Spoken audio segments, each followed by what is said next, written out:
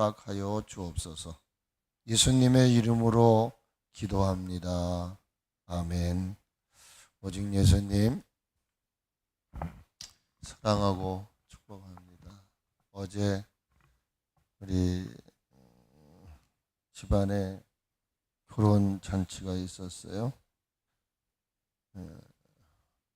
작은 아버님 댁에 손자지요. 그런가? 아들이니까 손자인가요? 손자? 결혼식이 있는데 장모님이 연세가 많이 드셨어요. 아주 머리가 하얘가지고 오셨는데 초상을 치를 뻔했다고 그러시더라고요. 초상을 치를 뻔했다고. 많이 아프셨다 그 얘기죠. 여러분들 건강 조심하시고 얼마를 우리가 더 살지는 모르겠지만 사는 날 동안 건강시키셔서 천국 소망했으면 좋겠어요.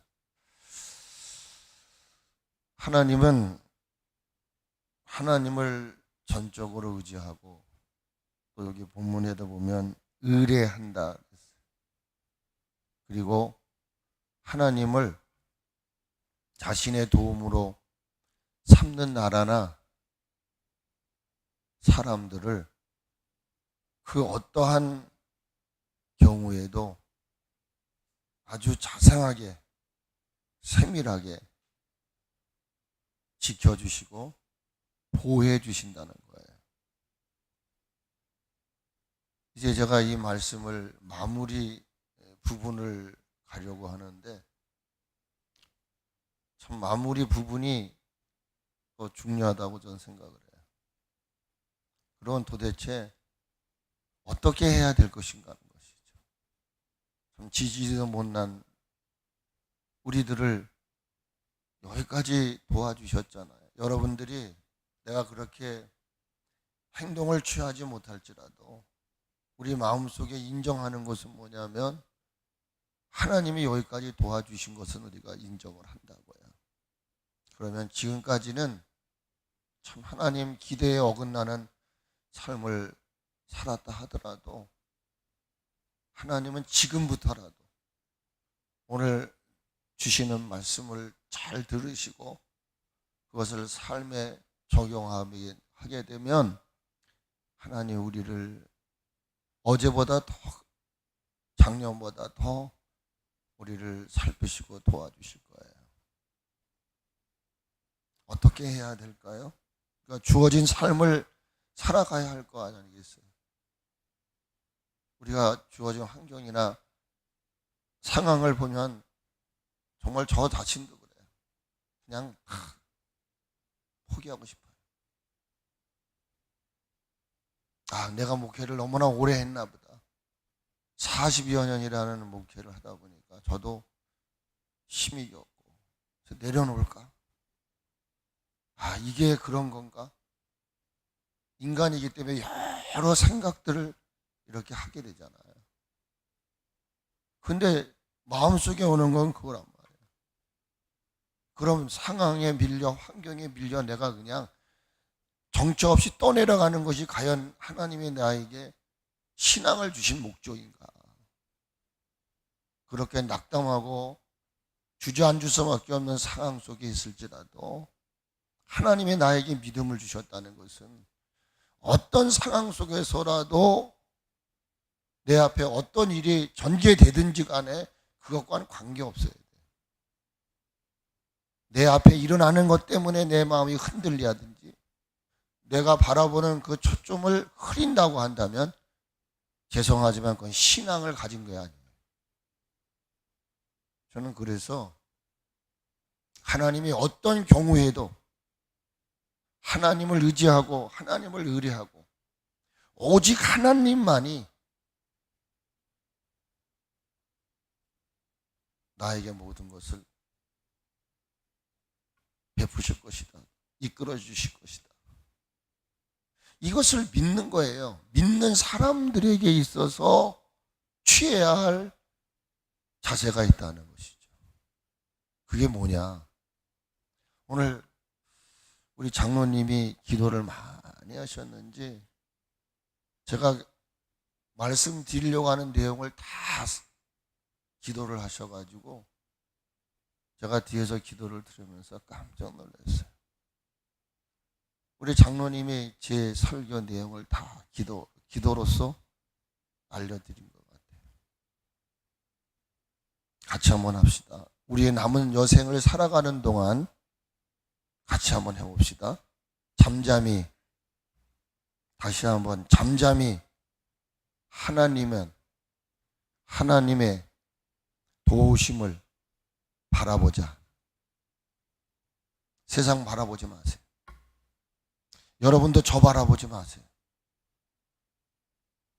저와 여러분이 남은 여생 정말 하나님은 당신을 의지하고 의뢰하고 오직 나의 도움이 하나님께로부터 온다는 사실을 믿는 자들은 어떤 경우라 할지라도 하나님은 그 백성들을 지키시는 거예요.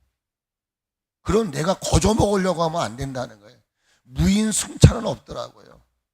65세가 돼서 뭐 지하철 공짜라고 그래서 갔더니 공짜가 아니더라고요. 수고에 공짜가 있어야 돼요. 500원짜리를 바꾸는 그런 수고로움이 있어야 돼요. 그리고 나중에 내릴 때도 그것을 다시 또 반납을 해야 되더라고요. 그래서 저는 생각했어요. 세상은 공짜가 아니다. 다 거기에 따르는 수고로움이 있어야 되지 않겠는가. 그래서 이제 남은 우리의 삶, 정말 형통한 삶을 여러분이 기대하고 정말 살아가기를 원하신다면 너무나 떠들어대지 마세요. 어떤 일이 우리 앞에 있을지라도 그것 때문에 막 거품 품고 막 이러지 마시라는 거예요. 잠잠히 왜 하나님은 우리에게 이런 저런 사건들을 허락하셨을까? 그리고 해야 할 일이 있어요. 정말 하나님이 나에게 그런 분이시라면은 하나님은 어떤 상황도 환경도 여건도 해결하지 못하실 분이 아니시거든요. 그리고 내가 할 수 있는 거는 오직 뭐냐? 잠잠히 하나님만 바라보는 거예요. 하나님이 나를 도와주실 것을 바라보는 거예요. 그 이상도 그 이하도 없어요. 망하는 것도 흥하는 것도 내게 달린 것이 아니라 그분의 주권 안에 있다고 하는 사실을 저는 요즘에 깨달아요.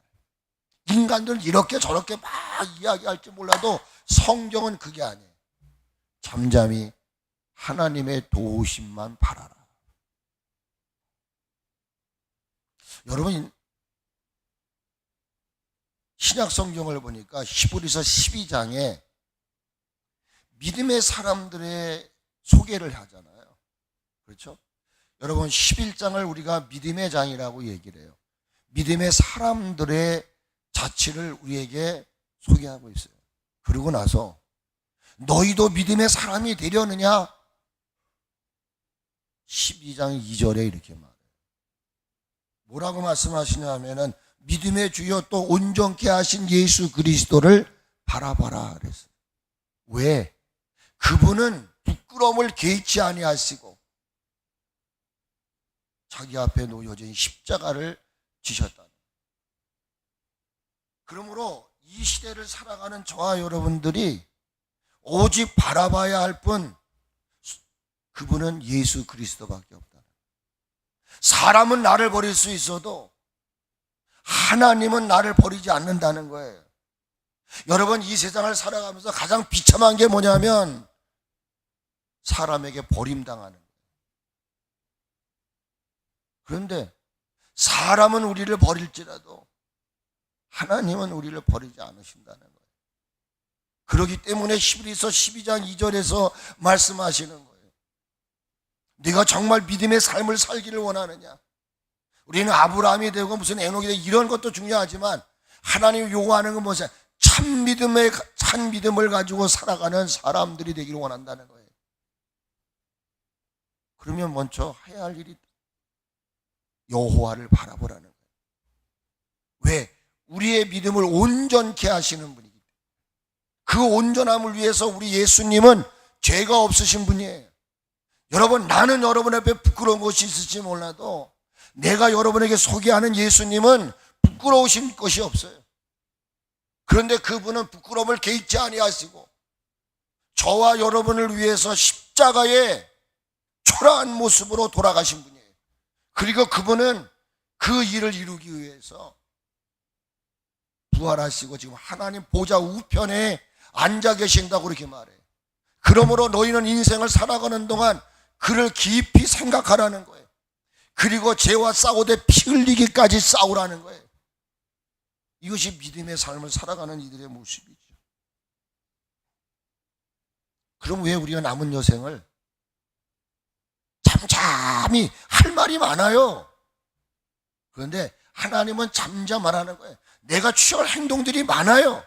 그런데 하나님은 딱 한마디로 너희 앞에 어떠한 상황이 일어나든지 간에 그것 때문에 영향받지 말고 잠잠하라.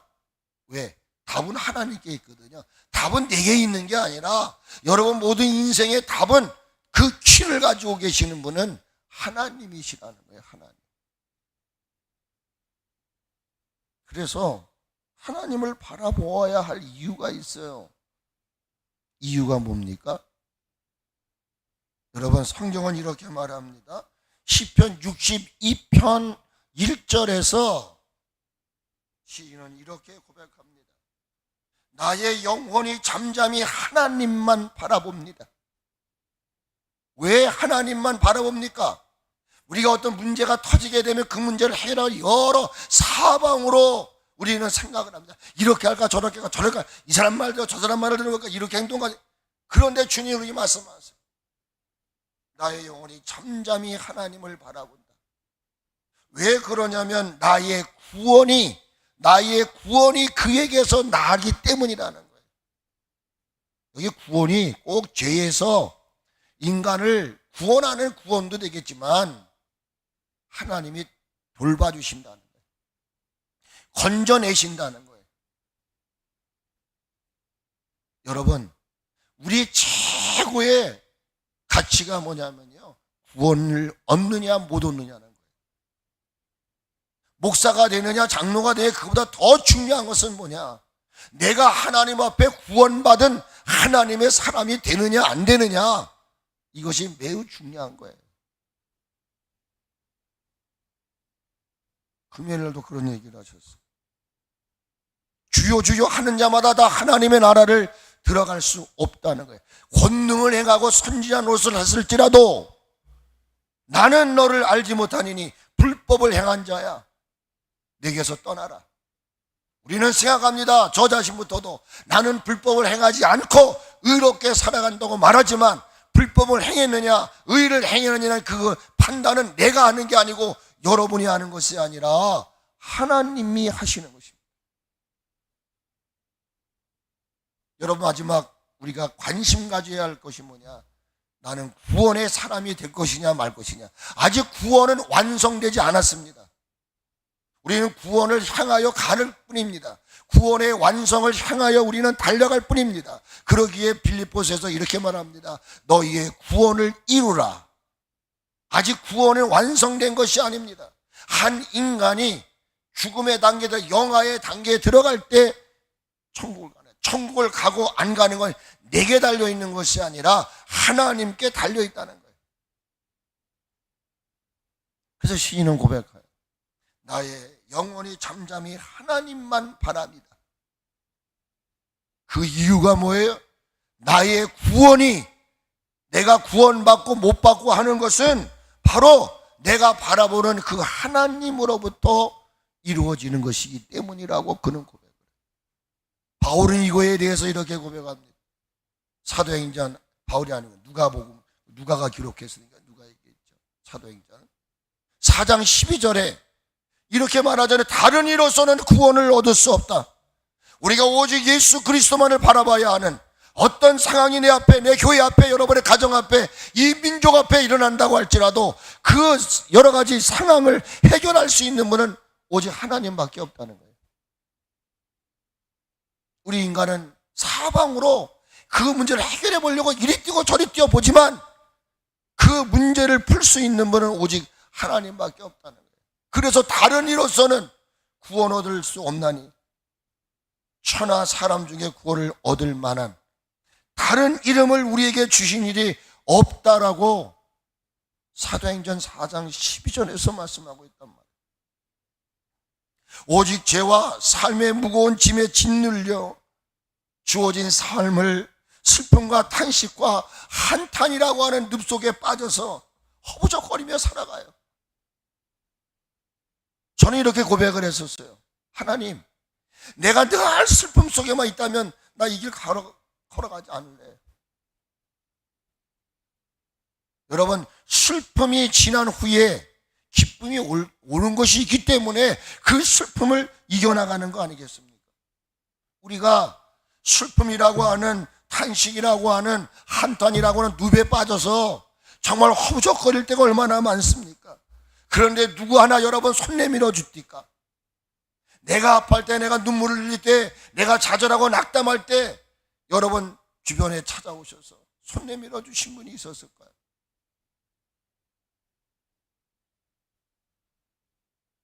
손 내밀어 주신 분, 우리에게 손을 내밀고 우리를 그 허부적거리는 룹에서 건져내기 위해서 나와 같은 모습을 가지시고 내 인생의 삶의 현장에, 목회 현장에 다가오셔서 그 기진맥진하는 거죠. 기진맥진. 그 주어진 상황과 환경 앞에 막 기진맥진하는 거예요. 더 이상 일어날 힘도 없어. 럭다운 돼버렸어. 그때에 저를 그 릅에서 건져내시기 위해서 목사 손 내밀어 주시고 나를 건네주신 분이, 죄송해요, 여러분의 덕분에 여기까지 목회해 왔겠죠. 그러나 하나님이 여러분들을 움직이시고 도와주셔서 여기 와 계시는 거죠.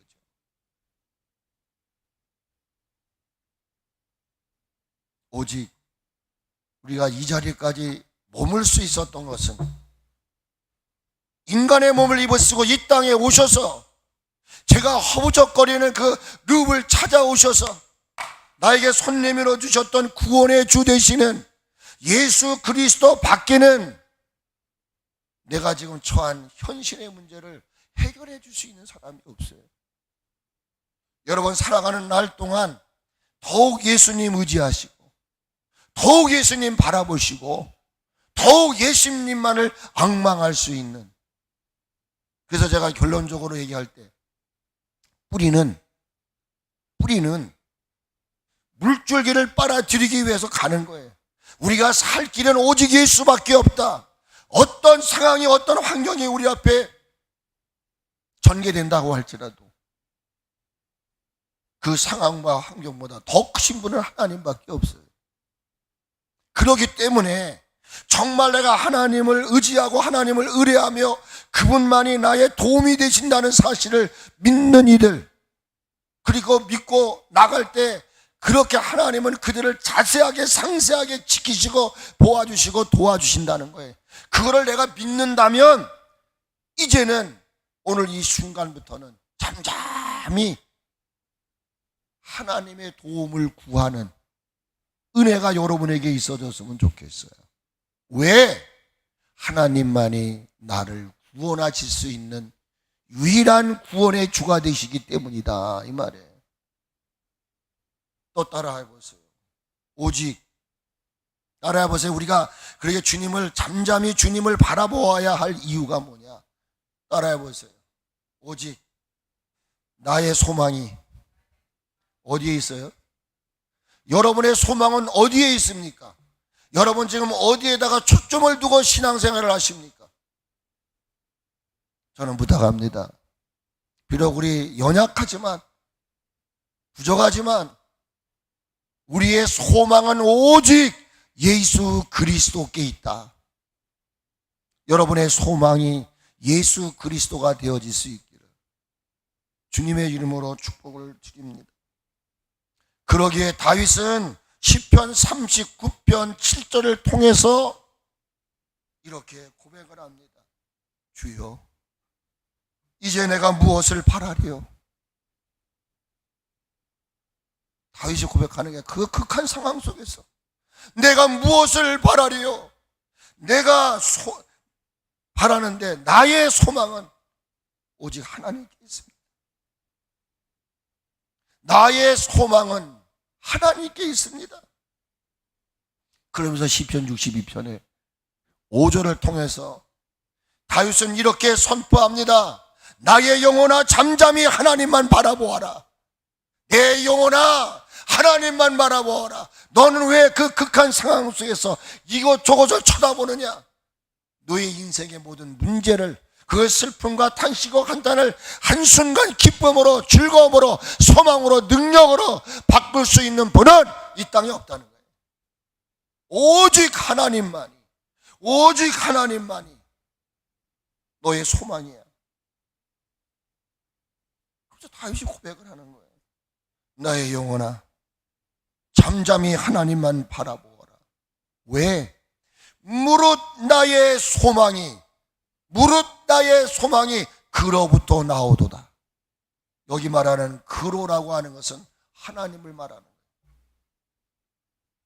여러분의 비전과 꿈과 모든 바라는 것들을 이루게 하시고 성취케 하시는 분은 하나님이시다는 거예요. 그래서 고라의 자손은 마스길의 영적에 맞춰서 이렇게 찬양합니다. 내 영혼아 내가 어찌하여 낭망하며 어찌하여 내 속에서 불안해하는가. 너는 하나님께 소망을 들어 그리하면 그가 나타나 도우심으로 말미암아 내가 여전히 너로 하여금 찬송하게 하리로다. 이 고라 자손이 시편 42편 5절에서 42편 12절에서 43편 5절에서 똑같은 고백을 해요. 저는 이 말씀을 볼 때마다 하나님 앞에 감사하고 잊지 못하는 일이 있어요. 잘 아시죠? 우리 진경 원사님이 저에게 전화를 했어요. 지금 서혜경 집사님이 분당 서울대병원에 입원해 있으니 목사님 빨리 좀 가보셔야 되겠다고. 맞죠? 제가 그 전화를 받고 뭔지는 몰랐죠. 뭔지는 왜 병원에 입원한지는 몰랐죠.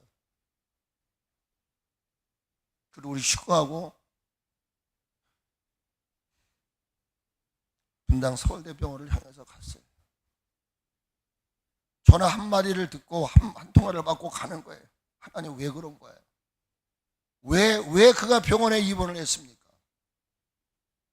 그때 차 안에서 들려지는 주의 음성이 너는 가서 이 말씀을 전해라. 그게 바로 시편 42편 5절의 말씀이었어요. 내 영혼아 어찌하여 낭망하며 어찌하여 내 속에서 불안하는가. 같이 하세요. 너는 하나님께 소망을 두라. 그래서 가자마자 그 말씀을 읽었어요.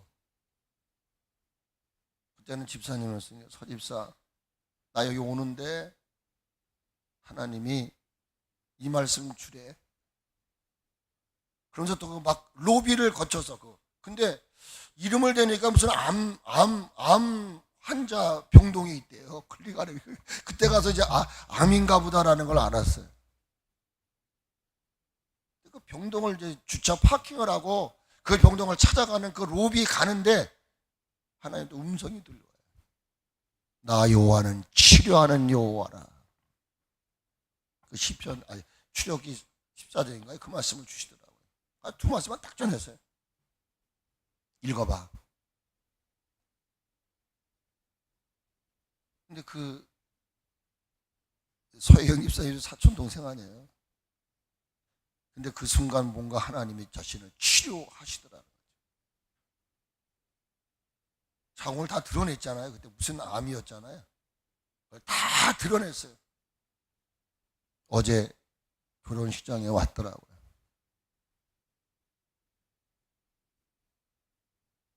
하나님을 잠잠히 바라봐야 할. 지금 세상 어지러워요. 정말 한 치 앞을 내다볼 수가 없어요. 이럴 때 여러분이 내 어떤 힘으로 지혜로 경험으로 뭔가를 해결하려고 하지 마시고 우리 삼립교회 사랑하는 성도 여러분 모두는 삶이 어려울수록 감당할 수 없는 어떤 그런 파도가 우리 앞에 밀려올 때 내가 하려고 하지 마시고 잠잠히 하나님의 도우심을 바라보시고 바라보는 그런 지혜가 있어야 되겠다. 왜? 오직 구원은 주께로부터 나기 때문에, 우리의 모든 소망이 하나님께 있기 때문이라는 거예요. 여러분, 하나님은 에레미야 선지자를 통해서 바라봄의 법칙, 이 기다림의 유익에 대해서 이렇게 노래하고 있어요. 에레미야가 3장 26절에 이렇게 기다림의 바라봄의 그 법칙에 대한 유익을 이렇게 소개합니다. 사람이 여호와의 구원을 바라보고 잠잠히 기다림이 좋도다. 이렇게 얘기해요. 바라보면 우리에게 좋다는 거예요. 좋다는 거예요. 근데 역으로 시편 37편 7절에 보게 되면 우리가 기다리지 않을 때 일어나는 일들이 있다는 거예요. 뭐라고 얘기하냐면, 여호와 앞에 잠잠하고 참고 기다리라. 자기의 길이 형통하며 악한 꾀를 이루는 자들 때문에, 따라해 보세요, 불평하지 말라. 여러분, 기다리지 못하는 사람은 불평하고 비판하고 남을 정죄하고 판단합니다. 그러나 잠잠히 기다리시는 분들에게는 하나님이 합력해 선을 이루신다는 거예요. 그러므로 남은 우리들의 삶, 오직 우리들의 소망이 되시며 우리의 구원의 주가 되시는 하나님만 바라보고 살아갈 수 있기를 주님의 이름으로 축복합니다. 그리할 때 하나님은 하나님의 때에 하나님의 방법으로 저와 여러분의 삶 속에 친히 개입하십니다. 그리고 우리를 이끌어 주실 것입니다. 우리를 도와주실 것입니다. 그리고 하나님은 아름다운 것대로, 내가 지금까지도 기대할 수 없었던 것으로 단순간의 아픔도 있어요.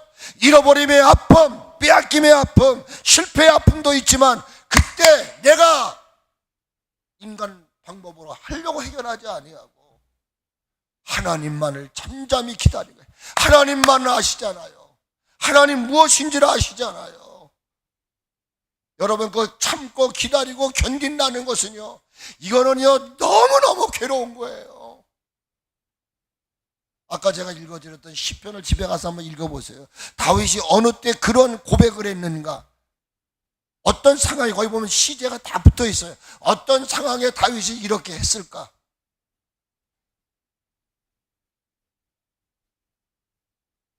여러분, 하나님은 하나님의 방법으로 하나님의 때에, 내가 아우성 친다고 하나님 역사하시는 게 아니에요. 때가 돼야 돼요. 여러분, 아이가 그냥 나오는 게 아니에요. 때가 돼야 나오는 거예요. 근데 그 때를 못 기다리고 인간은 이 방법 저 방법 이렇게 저렇게 해보려고 그러면 인간은 지치는 거예요. 더 슬럼프에 빠지는 거예요. 더 아파하는 거예요. 어떻게 보면 여러분들이 무책임한 것 같이 들려지실지 몰라도 안 그렇다는 거예요.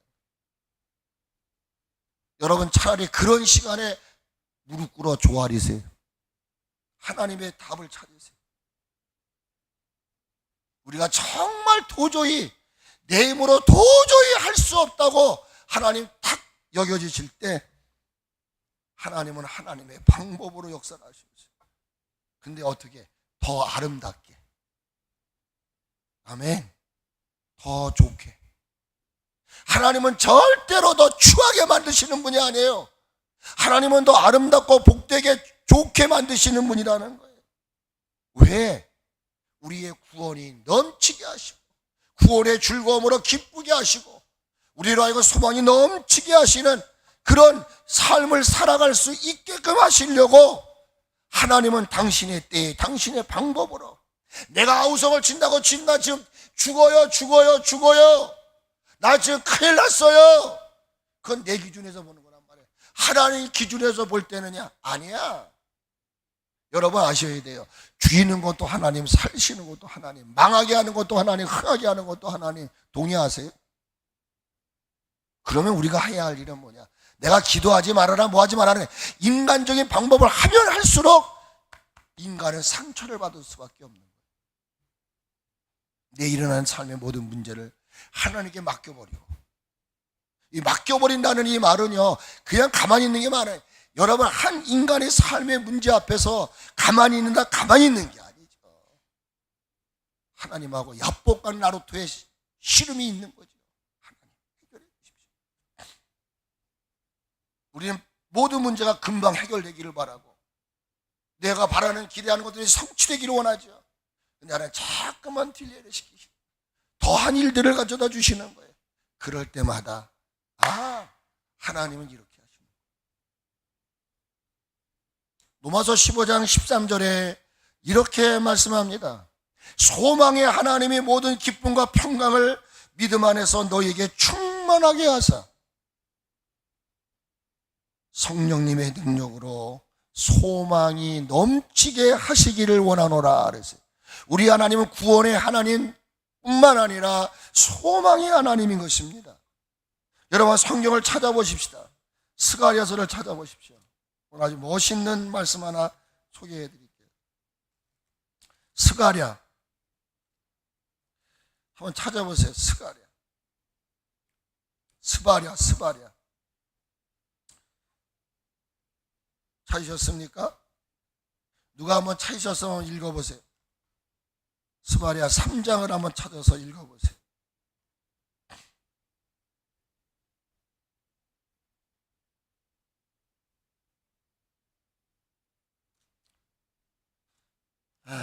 못 찾으셨어요?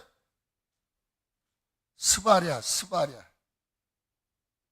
네? 몇 페이지냐고요?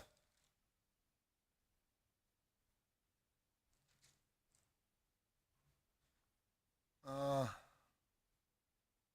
1310페이지? 네? 누가 한번 읽어보세요. 17절 말씀. 난 이 스바랴의 고백이 여러분의 고백이 됐으면 좋겠어요. 한번 같이 한번 읽어보세요. 누가 한번 읽어보세요. 이선상 너님 한번 읽어보세요. 못 찾았어요? 말라기 그 뒤쪽에 있어요. 몇 장 얘기 안 했나?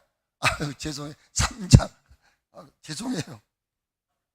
네, 스바랴. 스바냐.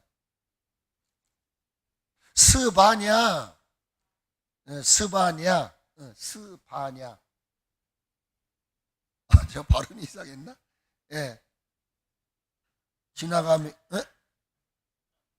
3장 17절. 아멘.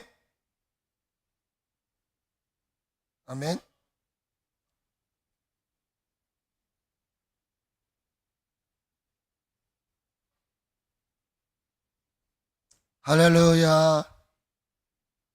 아직도 못 찾으셨어요? 찾아보세요. 못 찾으신 분이 많은 것 같아. 1309페이지 스바랴. 여러분, 이 말씀 꼭 기억하세요. 이게 형통한 삶을 살아감에 있어서 중요한 거예요. 이 고백. 너의 하나님 여호와가 어디 계신다고요? 여러분이 믿는 하나님은 어디에 계신다고요? 하늘에 계신 분이에요? 아니에요. 구말리 장정에 계신 분이 아니라 그 하나님은 여러분 가운데 계신다는 거예요. 할렐루야. 믿습니까? 그런데 왜 우리 가운데 계시느냐? 구원을 베푸시기 위해서.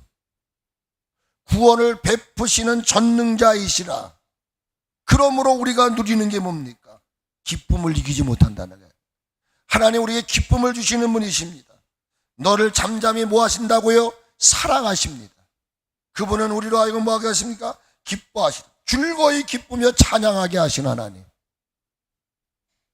그러므로 여러분, 정말 하나님은 지금도 저와 여러분을 지켜주시고 앞으로 저와 여러분의 남은 여생도 그분이 지켜주시고 보호해 주실 것을 믿어야 합니다. 믿으세요. 지금까지 하나님이 여러분들을 이끌으셨다면 남은 저와 여러분의 생에는 더더욱이 더 큰 능력으로, 더 큰 은혜로 도와주실 것입니다. 내가 믿음이 밑거름을 칠 때는 하나님 더 큰 능력으로 우리를 채워주실 것입니다. 왜 제가 이것을 강조하느냐? 이것을 믿는 이 자체가 저와 여러분을 형통한 삶으로 이끌어가는, 형통한 믿음으로 이끌어가는, 형통한 신앙으로 이끌어가는 원동력이기 때문이라는 거예요. 그래서 여러분, 첫 번째 제가 말씀을 드렸어요. 하나님을 바라보라는 겁니다. 우리가 지금 태풍 11호가 일어나고 또 더 큰 질병들이 우리 앞에 온다 할지라도 신경 쓰지 마세요. 여러분이 정말 신경 써야 될 것은 뭐냐? 그럴 때마다 잠잠히 나에게 도움을 주시는 하나님을 바라봐야 되겠다. 그 이유는 그분에게만 오직 구원함이 있고 그분에게 소망이 있기 때문인 거예요. 그렇게 믿으시고 남은 여생들 하나님을 바라보며 살아갈 수 있기를 축복합니다. 사랑하는 하나님